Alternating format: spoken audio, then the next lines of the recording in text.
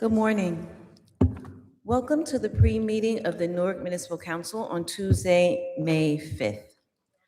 Council President, council members, we have two appointments this morning on the agenda on page 34. These are appointments to the Lesbian, Gay, Bisexual, Transgender, and Questioning Advisory Commission. Is Ms. Nakifa Bernard in the audience? Ms. Bernard? For Bernard. All right, not appearing, but if she comes later on, we'll. Absolutely. Mr. Reginald Weber Jr., please step to the Hearing. microphone. Good morning. Good morning. The mayor is appointing you to the Lesbian, Gay, Bisexual, Transgender, and Questioning Advisory Commission. Do you have any opening statements you'd like to make? I would just like to share a little bit about myself. My name is Reginald Weber Jr. I'm from California, but I recently moved to New Jersey about 5 years ago.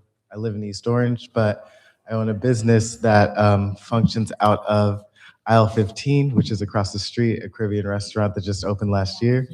And I'm the new executive director of YOPAT, Youth Outreach for Performing Arts and Technology, which is based in Newark.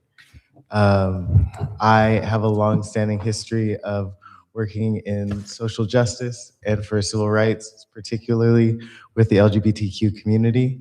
I spent the last 2 years as the executive assistant of Garden State Equality, and I've spent so much of my time, energy, and life making sure that LGBTQ people within the state of New Jersey, and specifically in this area, have lived equality, and I hope to continue doing that in this role. Thank you. Thank you. And Councilwoman Scott Roundtree. Is I would like to sponsor. there a second? Yes, second. Sponsored by Councilwoman Scott Roundtree, second by Councilwoman Day. Anything else from the council? Well, thank you very much. Appreciate it. Thank you for your service. Thank you. Thank you so much. You're welcome. Council members, we are on page 3 of the agenda. Item 5, reports and recommendations of city officers, boards, and commissions. Questions from the council? Hearing none, next item. Ordinances on first reading. 6FA is an ordinance granting a 25-year tax abatement to 1080 Bergen Developer Urban Renewal LLC for a project in the South Ward to construct a new 5-story mixed-use building consisting of 53 market-rate residential rental units and 13 affordable housing rental units. Any questions from the council? Hearing none, next item. Public hearing, second reading, and final passage. 6P SFA is an ordinance granting a 20-year tax abatement to Namor 763 South Orange Urban Renewal LLC for a project in the West Ward to construct a new 5-story mixed-use building with 32 residential rental units consisting of 25 market-rate residential rental units and 7 affordable housing rental units, sponsored by Councilman Kelly, second by Councilwoman Scott Roundtree. Any questions from the council? Hearing none, next item. I'm sorry, Councilman Gonzalez.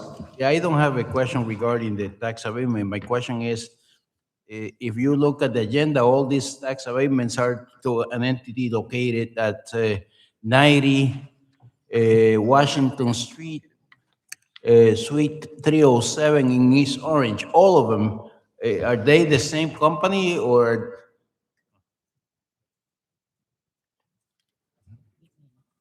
Anybody from the administration?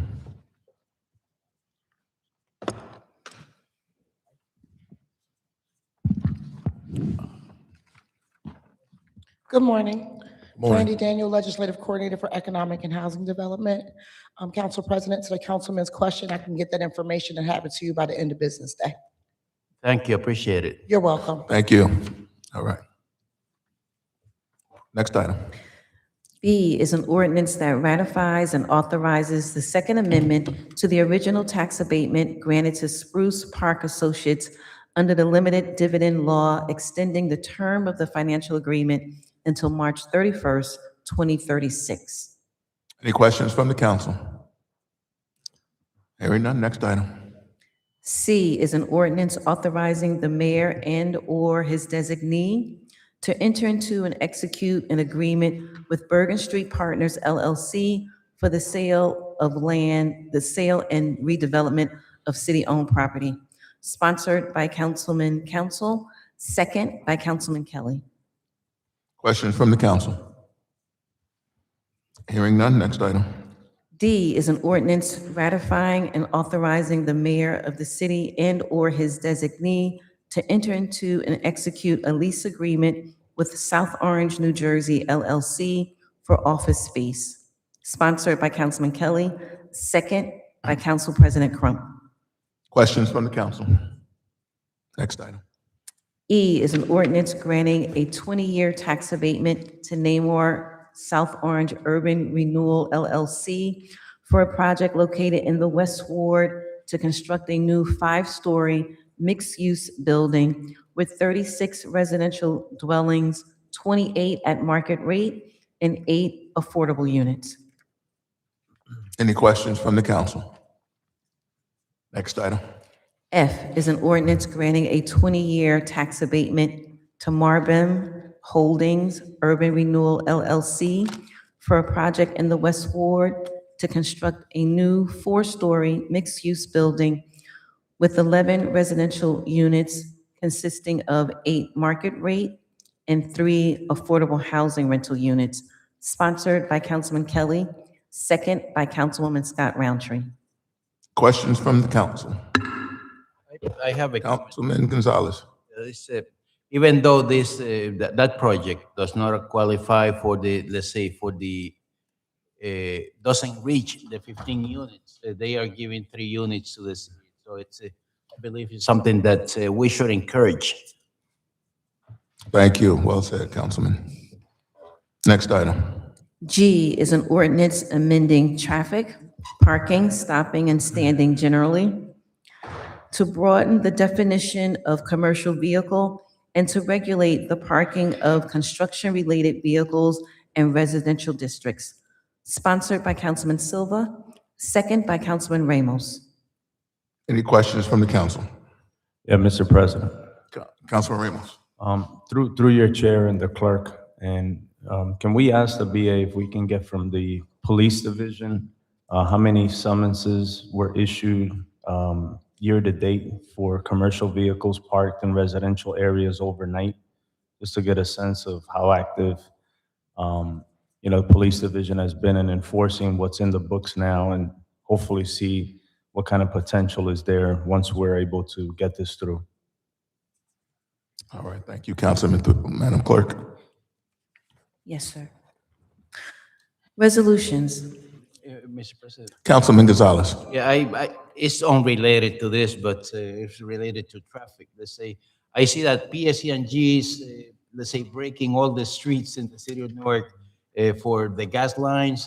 And after we have done, let's say, repairs and repaving of those streets, hopefully they are going to repave the whole street and not just a little bit of street that they are breaking. Yeah, Mr. President. Yeah, and connected to that, there's a lot of dust in the area. Yes. As a result of their work. And I know the vendor that they've hired is charged with the task of replacing the gas lines. But we have dust all over the neighborhood on Lake Street, the side streets where the work is currently happening. And can we communicate to PSE&G the importance of cleanup after they do this kind of work, whether they got to bring in an additional vendor to clean up their areas, but it's a mess right now. They should power wash it. I'm telling you, in front of my house, it's all white. And we haven't even started the work. As the cars go by, all that dust come to my house. It blows up. Mhm. Yeah, Council President Yeah. Eric Pennington, Business Administrator. This happens to be one of those areas where I'm personally affected as well. So it is a nuisance without question. The mayor has already directed us to send the ordinance to PSE&G that requires them to do curb-to-curb paving, particularly where there's a 5-year moratorium on breaking up the streets that we have paved. Many of the streets in the North Ward have been paved within the last 5 years, and under the ordinance, they're required to do curb-to-curb paving.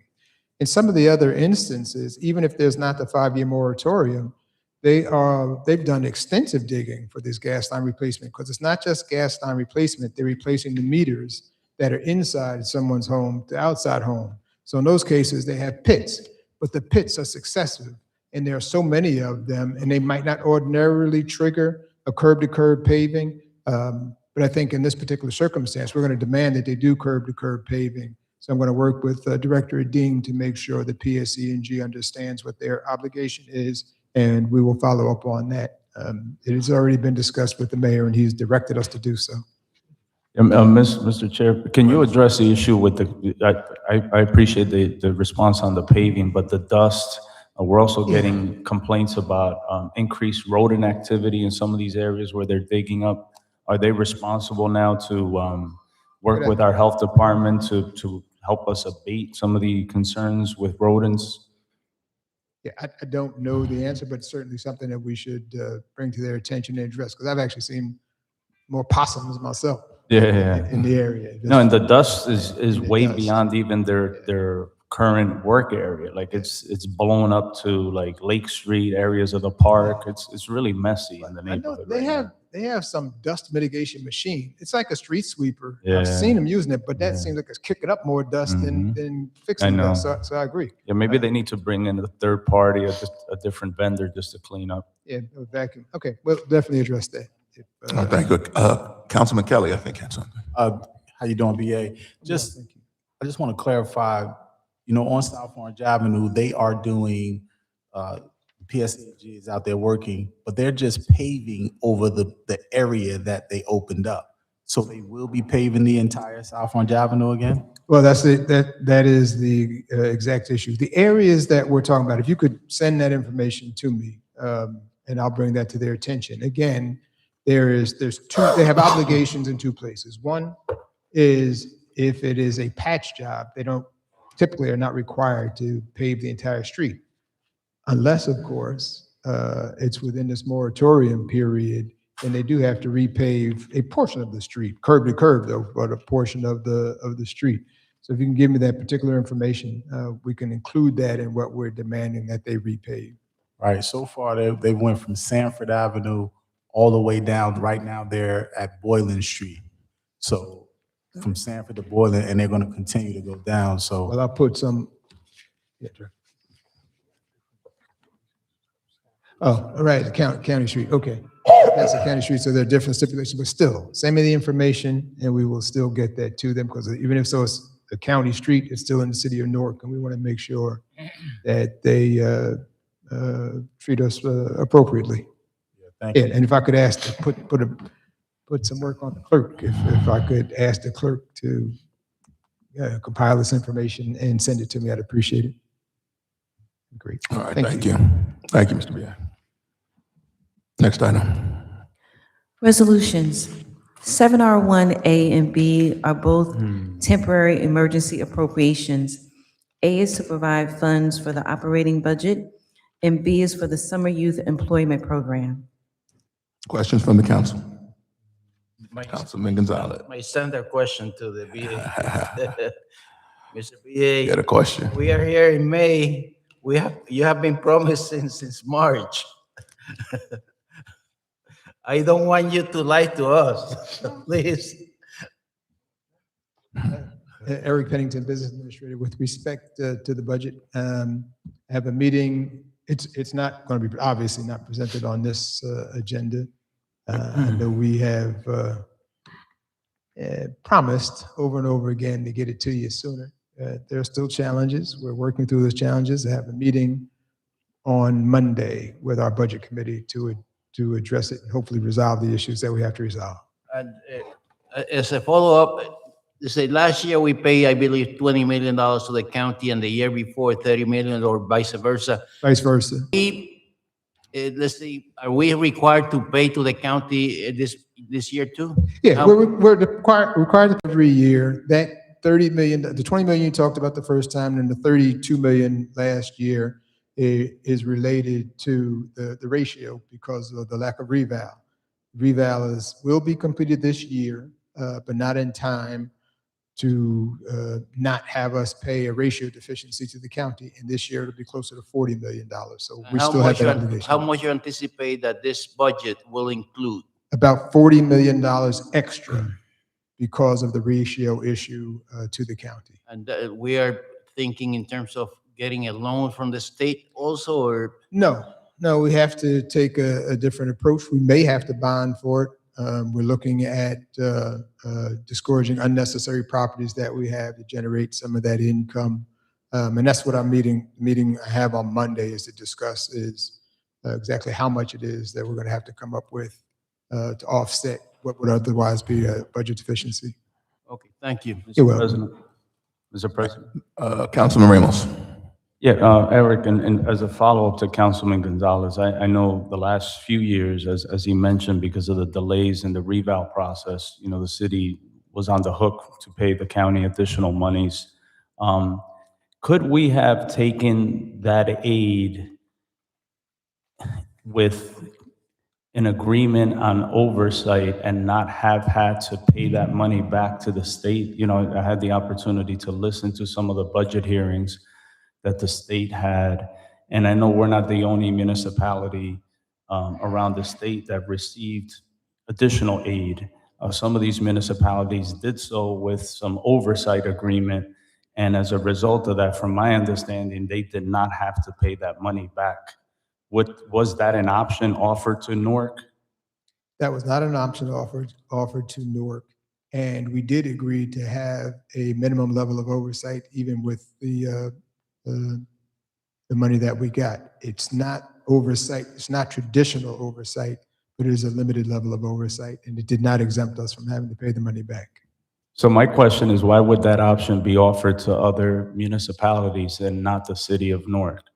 I'm not saying that it wasn't available, but it wasn't part of our discussion with the state. Thank you. You're welcome. All right, thank you. Next item. C through E are all purchasing resolutions.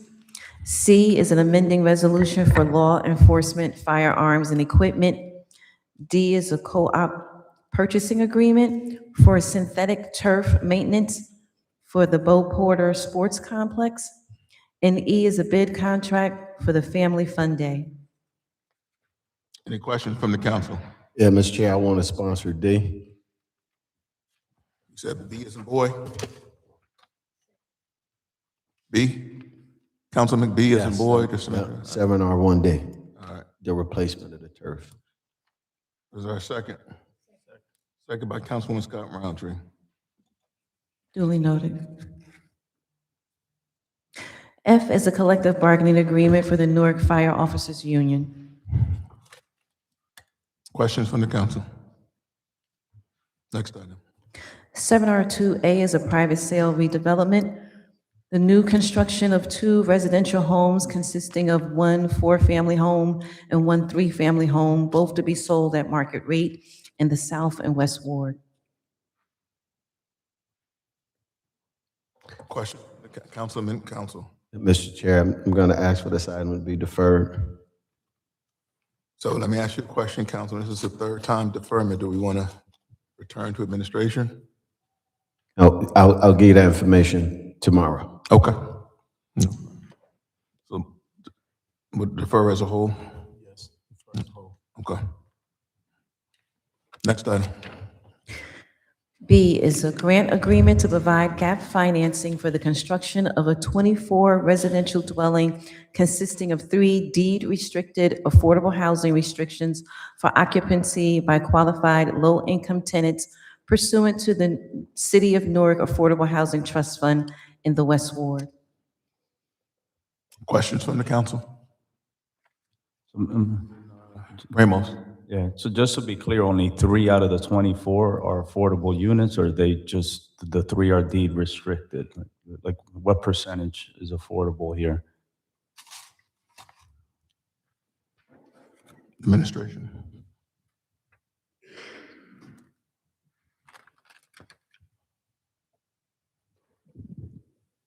Good morning again. Brandy Daniels, Legislative Coordinator for Economic and Housing Development. Councilman Ramos, could you repeat your question, please? What percentage of these units are affordable? It states that 3 out of the 24 are deed restricted as affordable. Is that all out of the 24, or is it compliant with the 20%? I was compliant with the 20%. Hmm? It's compliant with the 20%. And the subsidy, what's the rationale behind the subsidy for this project as opposed to other projects? Like why is the city subsidizing this at a greater level than it does other development projects of a similar size? I can get you that information. If we can have that today. Yes.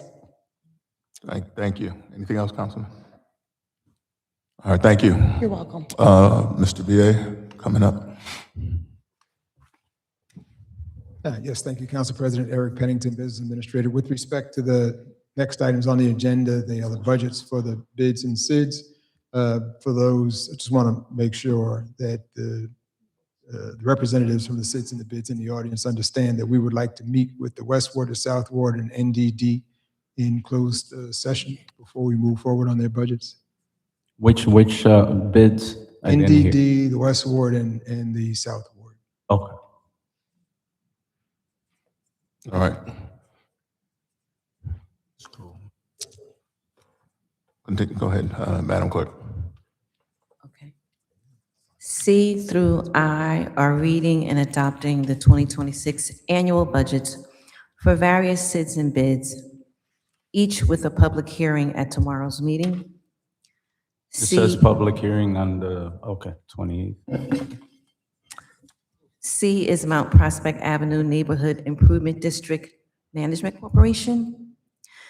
D is the Bloomfield Avenue Lower Broadway Business Improvement District. E is the Ironbound Business Improvement District, sponsored by Councilman Silva, second by Councilman Quintana. F is the Newark Downtown District. G is Newark Alliance. H is Partnership West Ward Business Improvement District, sponsored by Councilman Kelly, second by Councilman Gonzalez. And I is the Bergen Lines Clinton Special Improvement District, sponsored by Councilman Council, and second by President Crump. Mr. President. Councilman Ramos. Yeah, I'd like to be noted as a sponsor for D and C and D. Seconded by Councilman Gonzalez. You said C and D, right? Duly noted. Okay. Next item. Thank Well, you. any other questions? Oh, I'm sorry, any other questions, concern? Next item. J is acceptance of grant funds for the Summer Youth Work Experience Program. Questions from the council? Next item. K is declaring an area in need of redevelopment in the North Ward. Any questions from the council? Next item. L is investigation for an area in need of redevelopment in the North Ward. Any questions from the council? Next item. Yeah, Mr. President, Councilman Ramos. if I can get from Economic Development the reason why this is being requested on the Hinsdale and Herbert Place. They could just submit that in writing prior to tomorrow. Okay. Thank you. And is K and L or just L you're concerned about? Just L. Just L, okay. Thank you. Mr. President. M is a need for housing project in the South Ward. Questions from the council? Mr. Chair, I'm going to sponsor this item. Sponsored by Councilman Council. Second? Second. Second, Councilman Quintana. Have a second. N is a resolution of support to provide support for the submission of an application for tax credits sought by developer under the Aspire Tax Credit Program to the New Jersey Economic Development Authority in the Central Ward. Any questions from the council? Next item. 7R3A is a bid contract for the Newark Downtown Connector Project. Questions from the council? So just for the benefit of the public, can we get an explanation of what this is? Director?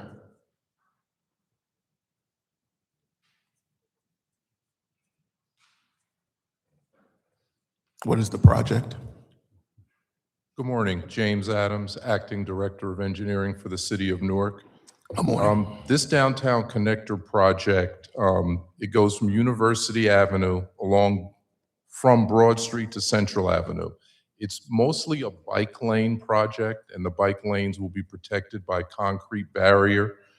It also involves, paving, sidewalk, a little bit of drainage, and striping work. This is more of a bike lane corridor type project. Thank you. Any questions from the council? All right, thank you, Director. Next item. 7R4A is approving loan and escrow agreements for green infrastructure sewer project. Any questions from the council? Next item. 7R5A through I are all contracts with subrecipients. Sorry, let's go back. Let's go back to 7R4A. We can just get the director to come up and give an explanation of that.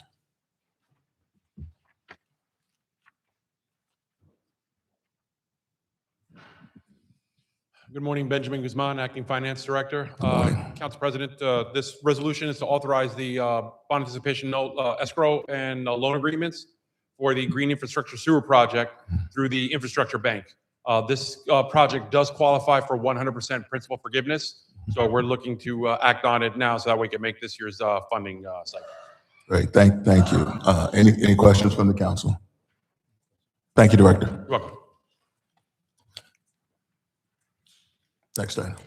7R5A through I are all contracts with subrecipients to provide HIV/AIDS-related health and support services. A is for St. Michael's, B is Rutgers, C is Trinitas, D is Isaiah House, E is the Puerto Rican Organization for Community Education, F is Central Jersey Legal Services, G is Neighborhood Health Services, H is Future Legal Services, G is Neighborhood Health Services, H is Future Bridge Business Solutions, and I is Public Strategies. Any questions from the council? Next item. 7R6A through E are professional services contracts.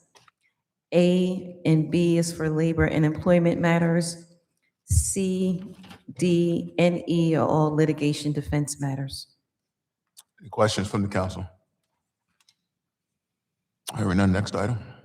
7R8A is a ceremonial street designation for Dr. Mamie L. Bridgeforth, sponsored by Councilman Kelly, second by Councilwoman Scott Roundtree. Next item.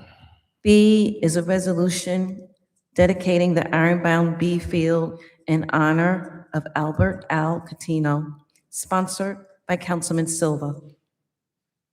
I'll second that. I'll jump in. I'm presidential privilege. I'm going to second it. Although I think we all would want to second that. Duly noted. C is declaring intent the Culinary Cup United at the Table Symposium as the official City of Newark kickoff event to the World Cup 2026, sponsored by Councilman Silva. Is there a second? Second. Councilman Quintana.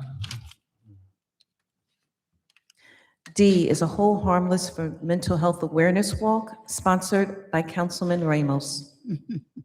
Second? A second. Sheesh, there was a bunch of y'all. I don't even know who came first. Councilwoman Bay.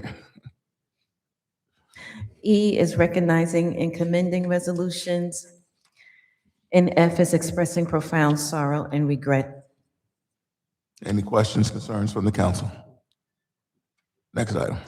7R12A is a Hold Harmless for the Ironbound Resilience Hub Community Meeting, sponsored by the Water Department. Questions? Next item.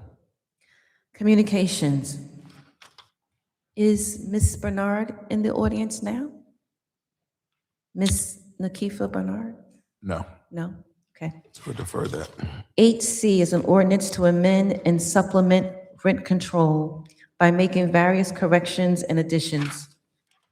Any questions from the council? Not council, Mr. BA. Never, absolutely. Eric Pennington, BA. With respect to the prior item for Ms. Bernard, she has withdrawn her name from consideration, so you can send that back to administration. Eight C? Yeah. Eight C? Eight C? 8C, Yeah, 8C, right? Is that what it is? Charles, Bernard? I forgot- AC and D? I forgot the number. Just the one, Ms. Bernard. just 8C. Yeah. Number And Oh, 8A. Oh, we're back there. Okay, we're going to 8A. So instead of defer it, you want it to return to administration? yes, Okay. that's the one for Bernard. And while I'm up here, if I could, council members, you should have received an email from Captain George about the number of commercial vehicles that were ticketed. The response is in your email already, so please look at that. Mr. President, Councilman Raymond. we're just seeing some of the proposed changes to the rent control ordinance. Is that something that you're liberty to summarize for us, or you want to send us something prior to tomorrow's meeting? I know it's early in the process, it's on communications. Yeah, I'm not qualified to summarize it, Okay. unfortunately. Yeah, I'll review it. I think the deputy mayor may be able to speak on that, right? Yeah, not I, but sure. I suppose if she's prepared. Okay. Is she? Yeah, I'll look at it. You want to look at it and give us a written? Yeah, I don't know if you guys just have like a quick statement on what changes you're looking for us to consider on rent control. So let me suggest that right now, a high-level view of it, and then provide us in writing some more specifics. Yes, Council President, Council members, Allison Ladd, Director of Economic and Housing Development. This before you, to answer Councilmember Ramos's question is, now, we're trying to make the process simpler. So you may remember about 4 years ago, we had an ordinance that required the registration of landlords for single-family properties. And it followed the state ordinance, because the state has one as well. So then, a couple of years later, the mayor and this council amended rent control so that now 1 to 4 units are under rent control. What we found is that when you have to register under landlord registration and rent control, it's duplicative. So what we're asking to do is combine the work of the landlord registration to the rent control ordinance such that you only have to go to one place. Finally, this will allow us to have certificate of habitability for all units governed by rent control, both those exempt and those non-exempt. Is that the only change? Thank you. That's the only change is, and it looks, I'm sorry, one last piece, I apologize, is that it looks like there's a lot because it impacts multiple sections of the ordinance, but the intent is the same, and it's to streamline the process so you don't have to go to 2 offices and buildings and permits and other places. So we're trying to make it more simple. And in closing, I'd say it's also because the rent control office, now with the new leadership there for the last couple of years, has excellent processes and systems so that we keep track of it at a higher level now and we're more efficient. Thank you. Yeah, Mr. Chair. Councilman. It does get into the specificity of really getting down to the nuts and bolts of who has to register. Doesn't mean if it's the owner, the managing agent, whoever's responsible for saying that they're going to monitor this property or this house. And I think that's important because a lot of times we're missing that information. So I don't know if it can reconcile itself around the fact of having some kind of punitive piece in it if they don't, register or get that information in, because a lot of times folks are not registering so that they can do some things on the back end. And I know we're trying to make sure that we get a centralized location, get all of the information in place, and then try to jump off from there. But at some point at a later date, we probably need to look at an increased punitive measure of individuals who are not registering, because it is shaking the rent world. And what happens is we get a lot of backlash on it. So whereas someone who registers and says The last time that someone was in this 2-bedroom or 3-bedroom, it was 1,000. Now, when they don't register, it's now 2,000. And so it sends it off and makes it seem like we're in support of bad landlords when we need to make sure that we have something punitive in place to deal with those individuals who are not registering. Yes, Council President, if I could just comment on that. To Council's point, I'd tell you two things. One, we agree with the punitive nature. So in the amendment that was done and approved by this council for the last rent control ordinance amendments, there are additional penalties. And also the fees were increased to be per unit rather than per building. So that's one part. And then in addition to that, our compliance aspect around that is stronger. So to the second point that the council member mentioned around rent registrations, we have found the same issue whereby new registrations want to use a rent today, not a rent that they last had a lease for. We are telling them that they have to use the rent that they last had a lease for, not the rent that they want to charge today. So if you should get any questions about that, that is our position is that you have to use the rent as evidenced by your last lease, not by the current pricing. Now, for a homeowner or individuals who are owning property that are following the proper procedures, right, and doing the things that they're supposed to be doing, being good stewards of the law and the letter of the law, it sort of feels like on one end that they're being punished, right? That they can't be able to charge an extra or a little extra as it relates to whatever that rent component is. So I don't know where the gray area is in that. So on one end, we want to make sure that those offenders who are not doing what they're supposed to be doing, not registering and waiting to register, and then doing a lot of things on the back end. And then the individuals who are saying, listen, we want to do the right thing. We want to try to make sure that we are charging fair rent, being accessible. At what point do we get some kind of minimum increase or minimal increase as it relates to, what it is that they're doing? So I don't know if that's something that, later on we can struggle over and try to see how that works. Council President, if I may, I think it's an excellent policy position for us to be discussing. Our office, as well as the Equitable Growth Advisory Commission, is discussing this exact issue, whereby homeowners may be unintentionally negatively treated because of the fact of 1 to 4 units have to now register, and their rents are what the lease is, not what today's rent is. So we are analyzing it now. We have faced the same questions, and we do understand that there's a concern around Newark homeowners being able to keep their house and not have them in a difficult space whereby they could be subject to negative impacts because they can't raise the rents. So we do agree with the sentiment of the council, and we are looking at that as well. Thank you. Thank you. Councilman Gonzalez. The certificate of habitability, let's say, is required to release the unit. Who does the inspection and how long does it take to get inspection? Because I have gotten some complaints that we're taking months to do the inspections and the person is losing rent for a couple of months. Yes, Council President, to the question asked by Councilmember Gonzalez. We have created a partnership with our engineering department around certificate of habitability.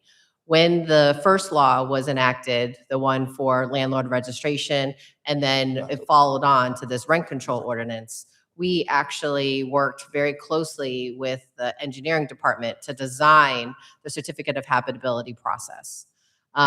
So for a good year and a half, we did have one dedicated code enforcement officer who was able to do the review and inspections for certificate of habitability. That person is no longer in the city as of the end of last year. And so we have to restart that conversation and get a new person assigned to us. And I know Director Adams is in the room and we'll be happy to work with him on how we get a new person assigned.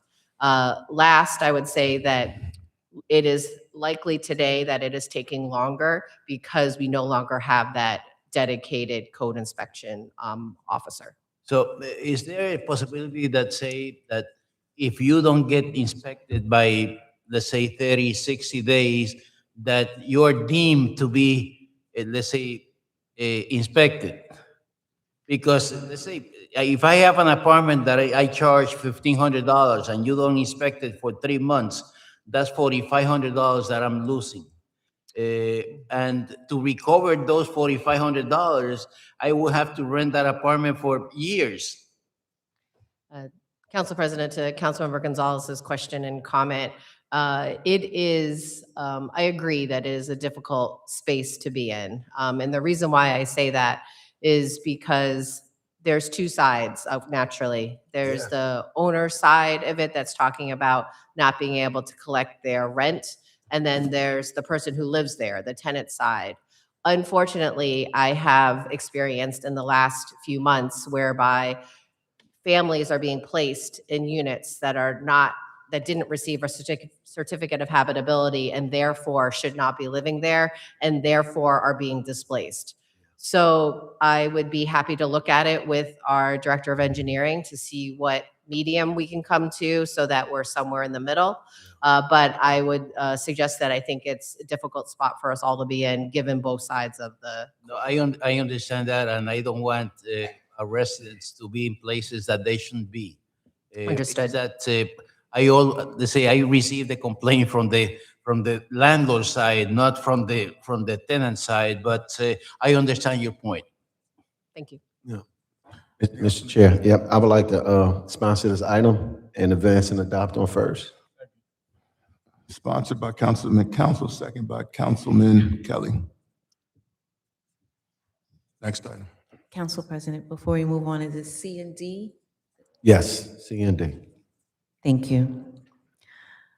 E is an ordinance amending solid waste management, collection and disposal by amending collection and removal of bulk waste items when creating hazardous conditions and associated penalties. Now, Mr. Chair, if we can have the director come up and give some explanation on it. I know that the ordinance now is speaking to 10 items of bulk that is out. And what it's saying is that now if you put out more than 10 items of bulk, that you're going to be responsible for those additional items that you put out. And you may have to get a private hauler to move them. And there also are some associated fines and fees that go along with it.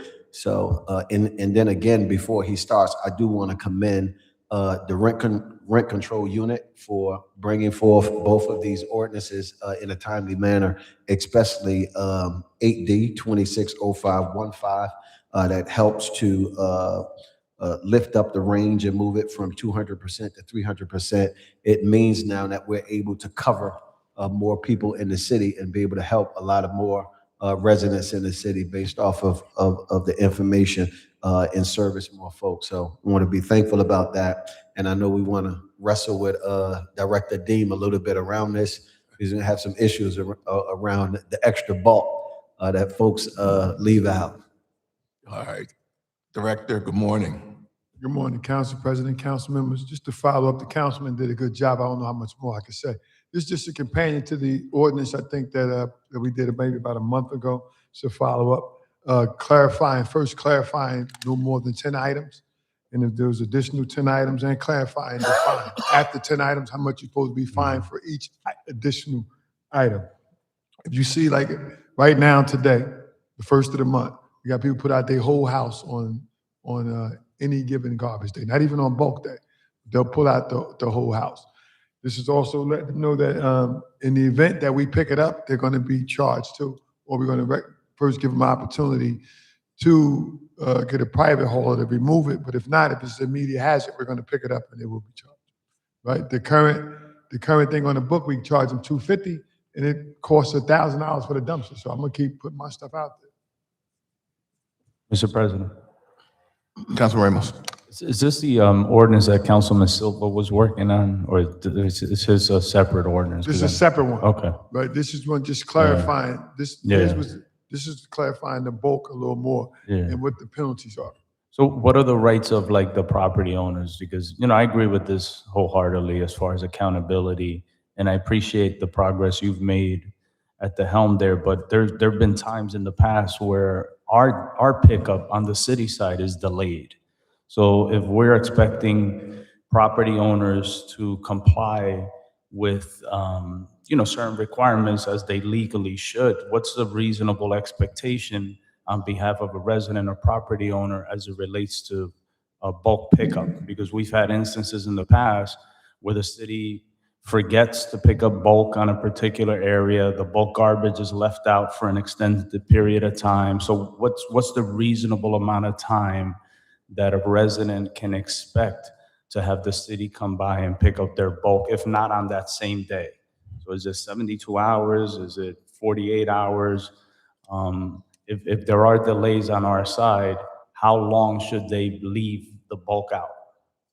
Thank you, Council. Thanks, good question, Council President, Councilman Ramos. One, bulk day is, for A zone is the first Wednesday, for B zone is the second Wednesday. If we're running by delays, we do a mass blast to put that out there, right? We're not coming to write you up. Delays can be impacted by the dump being backed up, but bulk day is the heaviest day for our pickup. It's the heaviest day. But we're looking to pick you up within 24 hours of the bulk day.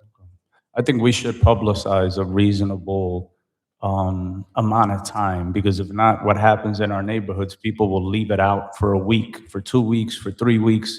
And then when you walk through the neighborhood and talk to the property owners and residents, they're like, well, they missed the pickup. And then unfortunately, that stuff could be out there for an extended period of time. So I think if we let them know, look, if we missed pickup on this day because of whatever delays in the system, you're allowed to keep it out up to 48 hours. And then at that point, you got to bring it back in if we miss it. Call this number. Because I think you're dealing with back-end issues because people will just leave it out until next month. And then you're dealing with bulk garbage out on the street for an extended period of time. Yeah, Mr. Councilman Gonzalez. and then Council, we'll come back.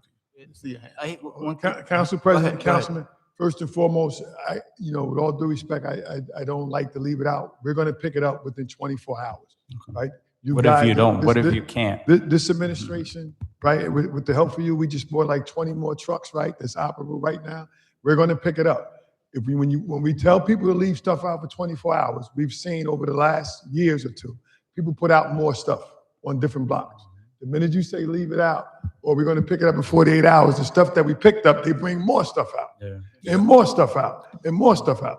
We're going to pick you up. If we got to work all night, we're going to pick you up on a day that you're supposed to get picked up.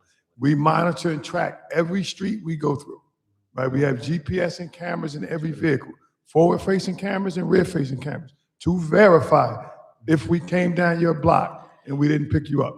Our model now is to monitor that equipment. When somebody say we have a missed pickup, the first thing we do is pull the chip, look at the camera. We know which truck is on that block to see if we picked you up or not. What was out there, what wasn't out there.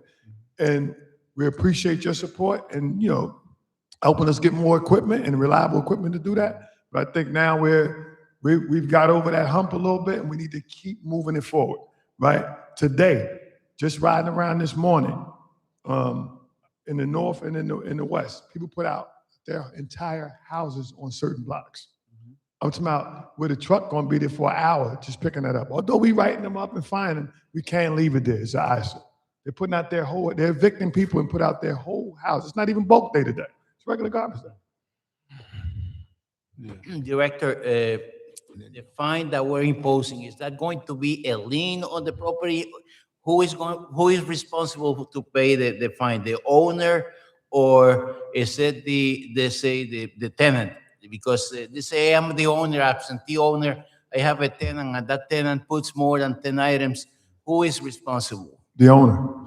The owner. And then is that going to become a lien on the property? Because how are you going to make sure that lien, that penalty is paid?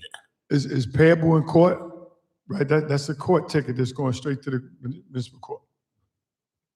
So I would love to see it being a lien on the property so that you're certain that it's going to be paid either when that property is sold or somewhere is going to be paid. We agree. Yeah, absolutely. Councilman Kelly. That was the question I wanted to ask. You know, in the West, we have building owners who allow their tenants who move out and they just leave all of the furniture on the sidewalk and it stays there for days.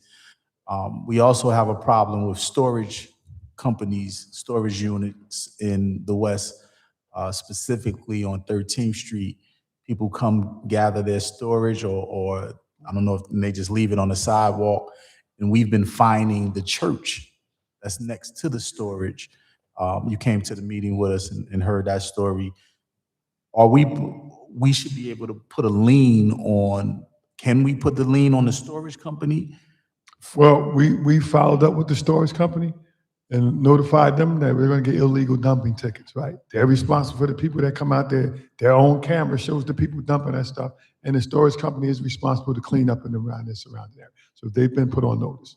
We've been monitoring it. And the same thing with the apartment buildings that, thank you. Yes, we did one at 13th Street, and I think it's Longfellow or Longworth up on the corner. In Sanford. Councilman Council. Yes, sir. So I want us to be clear, because I heard a lot of conversation, and I think it needs to be very specific what's happening here so people can know. It's not about how much somebody puts out in terms of leaving it out, because even if they leave it out, they're going to be fined. This is what the ordinance says, right? So if you leave out more than 10 pieces of bulk items, and you leave it out, even if you leave it out for a week, and they come pick up 10 pieces, the additional pieces, if you don't pick up and remove, you're gonna be written up by a sanitation inspector, and if it does not move, you're going to be fined. When you fine, the owner is gonna have to pay that fine and ultimately have to deal with the resident, or whoever put out the extra bulk items, right? That's correct. And so we want to just be clear about what's happening here for all residents to understand.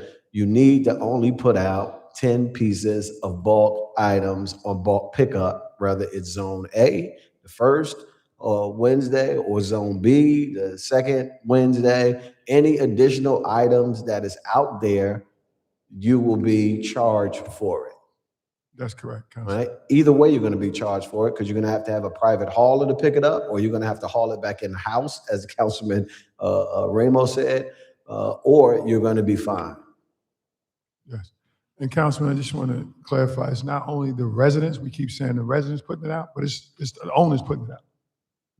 There's a lot of owners emptying apartments after tenants move, and they throwing it out. Yeah. Mr. President. Councilman Ramos. Yeah. So, and just to be clear, the DPW's commitment that it's going to, even with delays, 24 hours is going to be picked up. That's our intent, All right, so too. we have that too. Okay, That's thank our you. intent, Councilman, all due respect. Our intent is to pick it up within 24 hours. And if it's a neighborhood that we know, we're going to make sure we know that we're running behind. Thank you. Anything else? I just want to commend the director, because they say the recycling is, at least in our area, is being picked up punctually at 11 o'clock or before. You got a new can. And But Mr. that one is broken. Mr. President. Councilman Ramos. Yeah, I too want to commend Director Adim and to the BA, just, let him be for a while, please. Don't move him. Yep. I want to commend the council and administration for, just letting us get some more equipment in an expeditious time to continue doing what we do. All right? Mr. Chair, I want to, this item, Say that again, Councilman. sponsor this item I'll second in advance and adopt on first. All right, sponsored by Council, second by Councilman Ramos. Advance and adopt on this one. Thank you. Next item. F is an ordinance authorizing the acquisition of property as part of the development and operation of a new water and sewer utilities complex.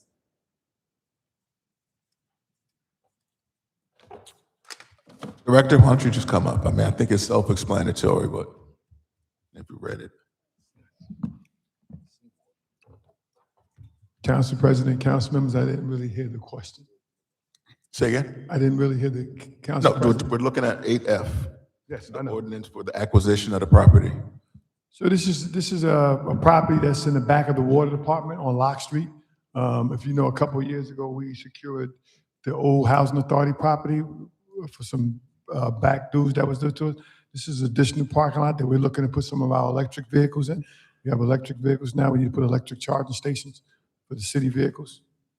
So we're going to get this land from the housing authority. For $1 million, right? A little over. Yes. Council President. Director, Council, I'm sorry, the property that is on Central Avenue and Lock Street, across the street, that is your Yes. property, that is, looks like abandoned property. It's like a center block building. What is the, let's say, what we intend to do with that? We tend to knock it down before June, before the end of June. We tend to raise it before the end of June. Okay, good. Because it's an eyesore.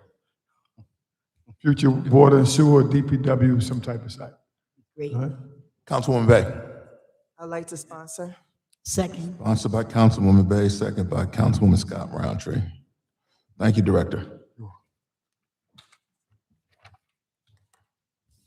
Advancing the doc.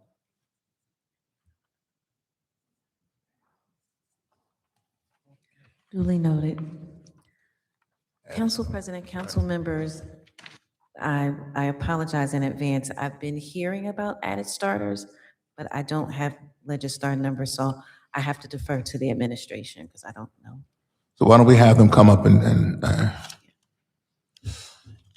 mention the added starters and see where they go.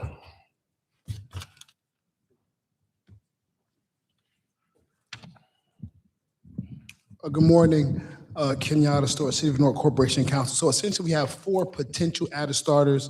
I have the directors come up and speak to them each. One is from DPW. Director Dean can address it. It's a state contract. I want to say the letter chart number is 26-0634. State contract to amend for gas for the DPW folks. It would be an extension of their contract.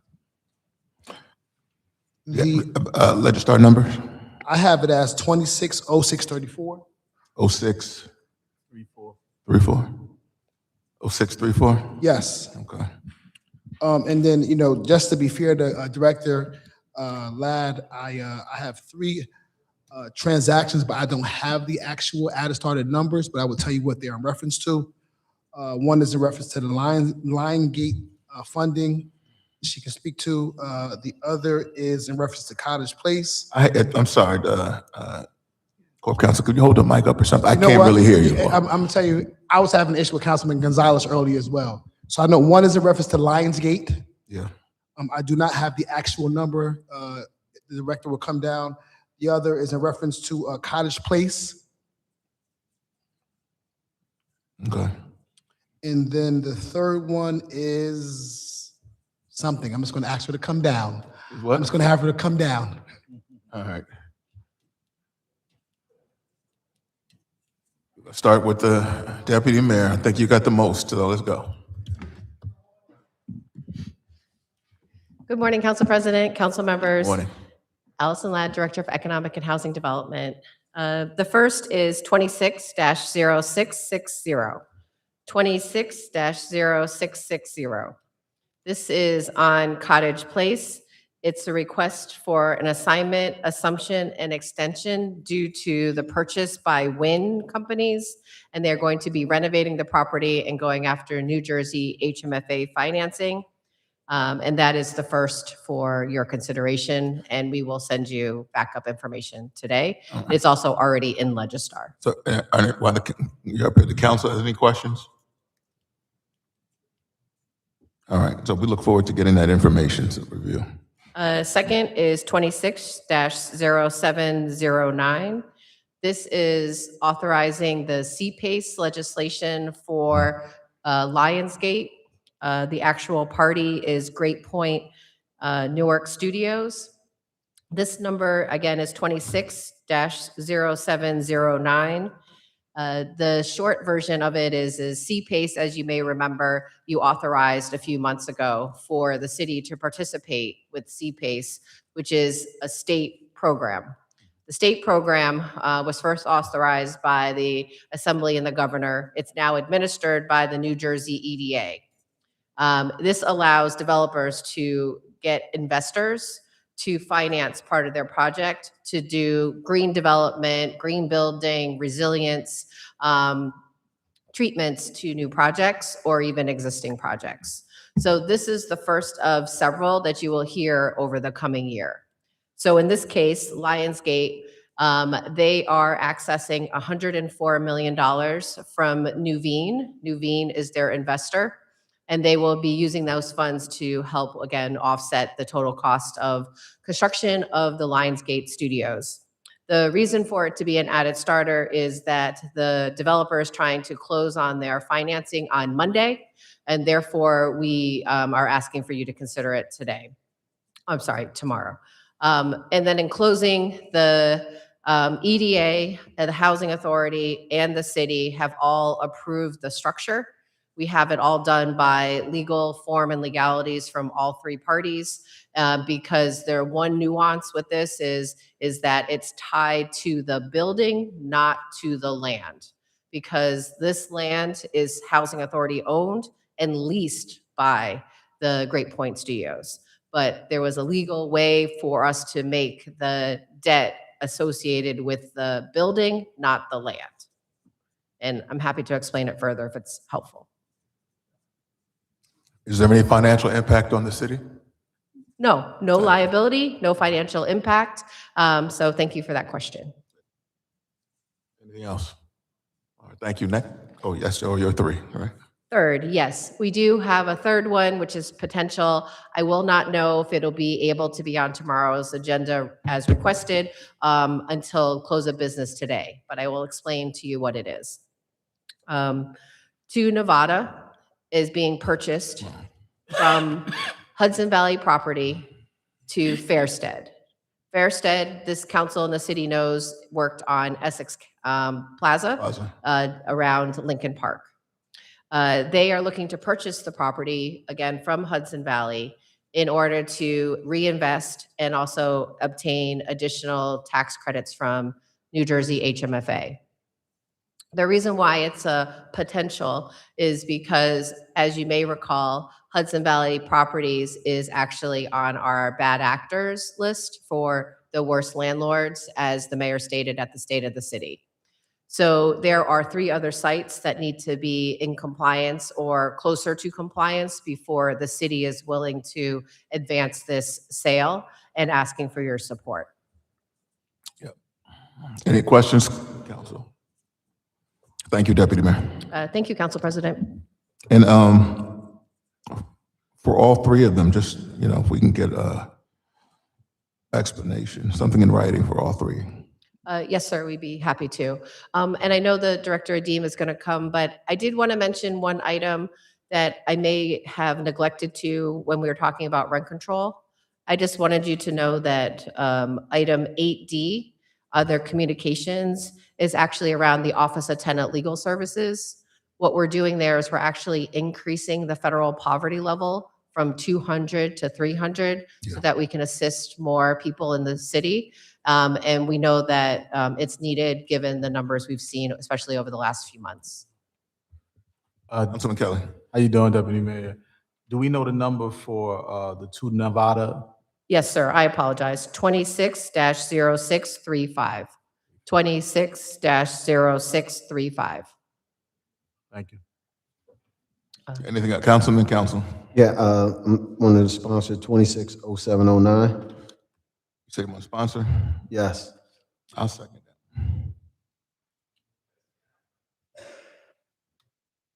Anything else from the council? Oh, all right, we're ready for you, Director. Council President, council members, the potential added start is just extending the use of the state contract for gasoline, right? And increasing the dollar amount until November of 2026. And with this also, get an explanation email to all the council members, please. Sure, it's about to expire, or it already expired. How much Thank you, we pay Councilman. for the gas? Because there has been a substantial increase due to somebody's actions in Iran. So how much is the difference between what we used to pay and what we're paying now? I can't tell you that right this second, but I'll get back to you. Thank you. All right, thank you. Anything else? Thank you. We are now in the 30-minute public comment portion of this meeting where each speaker will have 3 minutes to speak. Please state your name for our records. Is there anyone wishing to address the council?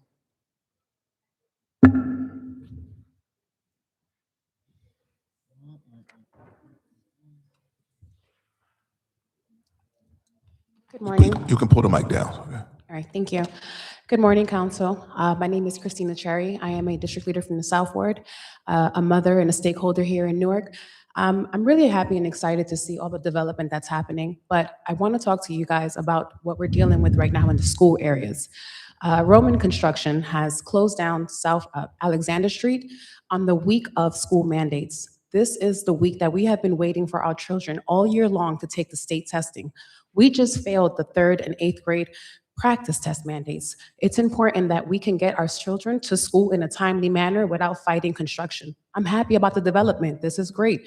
The city is moving forward, but we're not taking into consideration the parents who have to get the children to school, the fact that they have to get to work in a timely manner. We now take 40 minutes for me to get to Clinton Avenue on my block, South 17th Street, from Clinton Avenue, 40 minutes just to get to my house because of the school traffic, the gridlock, Great Oak Lakes, and the construction that's happening. I don't know who's approving these construction permits, but they should take into consideration the schools that are around there. It should not start till 9 in the morning, not at 7 a.m.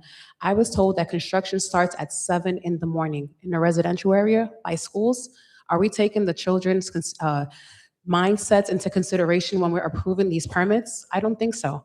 I was told straight up by the foreman, no ma'am, we start at 7 o'clock in the morning. I took the time to get there earlier. Today, I wanted to thank council for calling them, but they did not listen to you. What did they do? They started earlier today.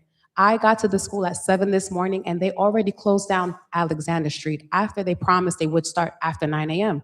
I go back home this morning. It took me 40 minutes. You know why? There's construction happening on Madison and 18th Avenue, and there's a school on 17th and Madison. There is a terrible gridlock, double parking, dropping off of lumber and materials for the construction to happen while we're just trying to get home or our children to school.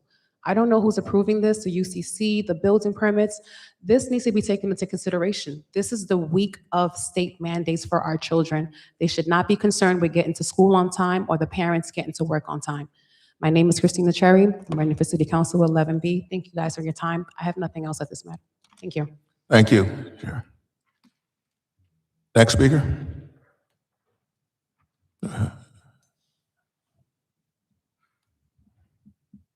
When I become mayor, we become Mayor Freeman. This is a letter that serves as a formal demand for immediate and corrective action regarding ongoing conditions in the city of Newark that have largely degraded the quality of life for residents and now present a clear public health and safety risk. For nearly 12 years, I have submitted written complaints, emails, and calls to the mayor's office, council, administrative staff regarding chronic sanitation failures, illegal housing conditions, and systemic breakdown in enforcement. These communications have gone largely unanswered. In the absence of these responses, I have been forced repeated in-person attempts to seek accountability. On May 4th, while attending the mayoral event, I again attempted to raise these concerns directly. Instead of receiving acknowledgement, I was subjected to dismissive and inappropriate conduct, which further reflects on a pattern of disregard for residents' complaints. I was pushed down the steps in front of Patrick Council, South Ward councilperson, and then gaslit about the incident which I recorded. The conditions at issue are not minor inconveniences. They are systemic failures that have escalated into a public health concern, specifically chronic sanitation failures, including broken or insufficient street cleaning equipment, garbage collection services that result in persistent accumulation of waste. Rodent activity has increased significantly, creating conditions historically associated with serious public health risks, bubonic plague, for one example. Flooding conditions in residential areas have emerged, exacerbated by poor sanitation infrastructure and lack of maintenance. Illegal conversion of 1- and 2-family homes into overcrowded multi-capacity dwellings that are generating excessive waste, unsafe living conditions, and increased strain on already failing infrastructure. These illegal and substandard housing practices have enabled by inadequate and ineffective policy. Properties operating in violation of occupancy and safety codes produce a significant more waste and contribute to neighborhood deterioration and created environmental issues. I demand a formal investigation, immediate inspection of enforcement actions, immediate implementation of enforceable penalties, including fines, corrective orders for repeated code violations. Written response by the mayor's office and the city council to this complaint, which I'm going to submit to the law department, the city clerk, and then I will take corrective actions afterwards. Thank you for your comments. Any additional speakers?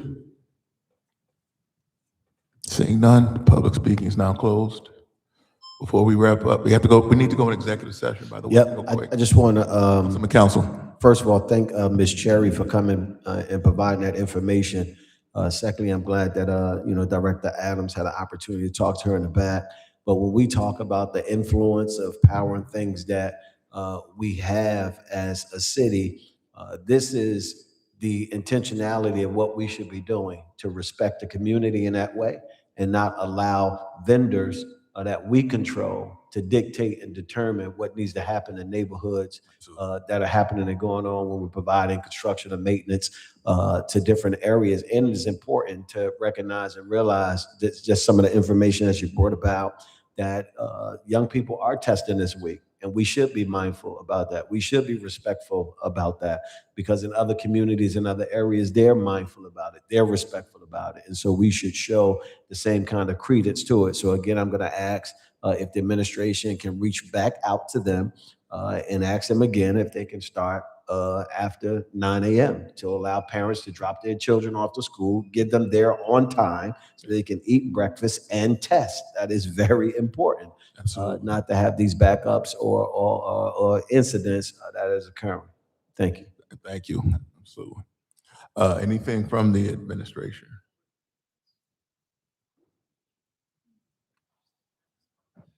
Very briefly, Eric Pennington, Business Administrator. Ms. Cherry's point is well taken. And I support Councilman Council's contention that we should certainly make sure that the students are allowed to test. The law on the books in the city of Newark is that construction can't start in residential areas until 8 a.m., not 7 a.m. And it's the responsibility, I'm pointing to Captain George, to have outside employment is required for any street closure, and outside employment has to be advised not to allow these crews to start prior to 8 o'clock.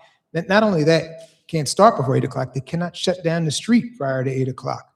I've had these discussions over the last several years. I do understand that they want to get started as early as possible, but it is an inconvenience for others, and we should not allow that to happen. In these special circumstances, our engineering department is responsible for street closure permits. They have to take into consideration that they probably don't know that there's this testing going on, but as soon as it's brought to their attention, I agree. We can adjust that to a 9 o'clock start time for these street closures. Now, we have to bear in mind that may be, if it's a city project, increased cost for the city. But under those circumstances, that is a cost that we should bear.